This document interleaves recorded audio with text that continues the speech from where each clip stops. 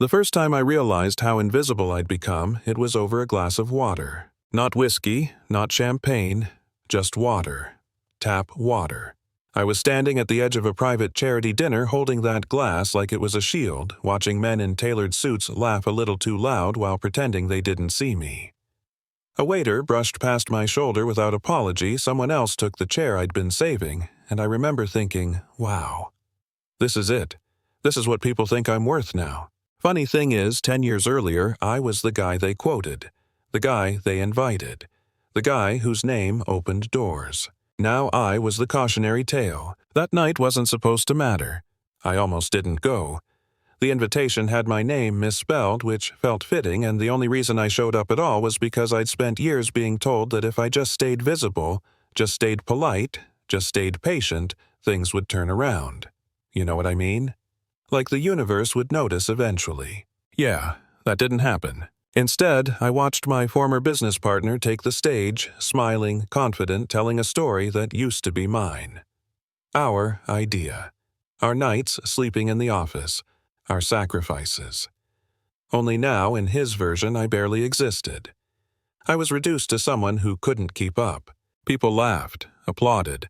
I felt my jaw tighten so hard it hurt. Because here's the part they never tell you about being underestimated. It doesn't happen all at once. It's a slow erosion. A comment here, a look there. Invitations that stop coming. Calls that don't get returned. You start questioning your own memory, your own worth, wondering if maybe you really were the problem. And I believed it, for a long time. See, I didn't come from money, no safety net, no connections. My dad worked construction until his back gave out. My mom cleaned offices at night. When I landed my first real job in tech, I felt like I'd snuck into a party I wasn't invited to. And when I met Marcus, charming, confident, born into opportunity, I thought I was lucky he even noticed me. We built something together, or at least I thought we did. Late nights. Whiteboards filled with ideas. Me coding, fixing, refining. Him pitching, smiling, selling. It worked. Too well. And when the company started growing, so did the gap between how we were treated. Investors loved him. He looked like success. Sounded like it. I was just the guy in the background, the technical one. At first I didn't mind. I told myself it didn't matter who got credit as long as the work spoke for itself. That's what naive people say. That's what I said. Then came the meeting that changed everything. We were pitching to a major firm, life-changing money on the table. I laid out the architecture, explained the risks, answered every hard question. Silence. Then Marcus jumped in, repeated what I'd just said with fewer details and more confidence, and suddenly everyone was nodding. One of the partners leaned back and said, "We like your vision, Marcus, but we're concerned about execution. Can your team really handle this?" Marcus didn't even look at me when he replied, "I'll make sure it gets done." I should have spoken up. I didn't. And that's on me. 6 months later, I was gone. No dramatic firing. No shouting. Just a quiet meeting where I was told the company needed a different direction and my skills weren't the right fit anymore. Marcus shook my hand. Told me it was nothing personal, wished me luck. The irony. The product stalled without me. Bugs multiplied. Deadlines slipped. Clients complained. But by then, the story had already been written. I was the one who couldn't keep up. He was the visionary who'd moved on. I spiraled, hard. Job interviews where I was asked why I left my own company. Emails that never got replies. Savings draining faster than I wanted to admit. There were nights I lay awake replaying conversations, wondering where exactly I lost control of my own life. And the worst part wasn't the money. It was the way people looked at me once they knew. That subtle shift. The pity. The doubt. Like failure was contagious. At one interview, the hiring manager smiled politely and said, "We're looking for someone with more leadership presence." Leadership presence. Yeah, that stung. For a while, I thought about quitting the industry altogether. Doing something simpler. Something quieter. Because it felt safer to disappear on my own terms than be pushed out over and over again. But then something small happened. I was helping a former colleague troubleshoot a system over coffee just as a favor. No pay, no title. 2 hours later, the issue that had been plaguing their team for weeks was gone. They stared at the screen, then at me and said, "Why aren't you running your own company?" I laughed, a bitter, tired laugh, but the question stuck.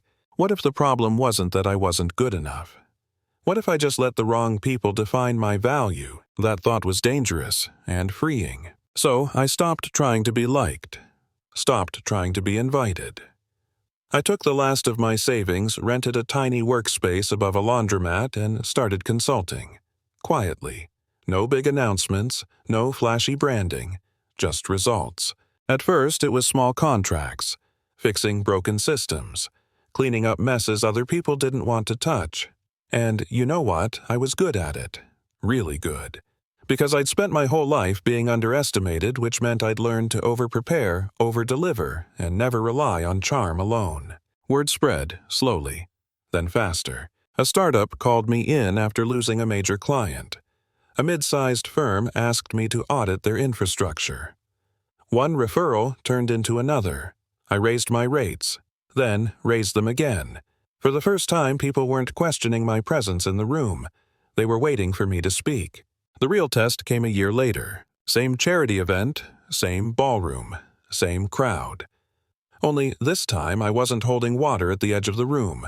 I was on the program. When they called my name, I saw Marcus stiffen in his seat. He turned genuinely surprised, like he'd just seen a ghost. I walked onto that stage calm, steady, not angry. I talked about resilience, about quiet work, about how innovation doesn't always look like confidence and charisma. Sometimes it looks like persistence when no one's watching. I didn't mention him. I didn't need to. Afterward, people lined up to talk to me. Investors, founders, the same people who once ignored me. Marcus approached last. He smiled, that same practiced smile, and said, "Looks like you landed on your feet." I looked him in the eye and replied, "I never fell. I was pushed. There's a difference." For a second, his smile faltered. That was the moment. Not the applause, not the contracts that followed. That moment. Because I finally understood something important. Winning isn't about humiliating the people who doubted you. It's about becoming undeniable. Today, my company does more revenue than our old one ever did. I hire people who remind me of myself, quiet, brilliant, overlooked. And I make damn sure they're seen. But here's the part that still messes with my head. Sometimes I wonder how many people never get this chance. How many give up because being underestimated wears you down until you believe it. So let me ask you something. When someone fails, do you assume they deserve it? Or do you ever stop to wonder who wrote the story you're hearing? Because the loudest voice in the room isn't always the most truthful one. If you've ever been underestimated, ignored, or written off, I want to hear your story. And if you think people can't really change their narrative once it's set, tell me why. Drop your thoughts in the comments. Let's talk about it.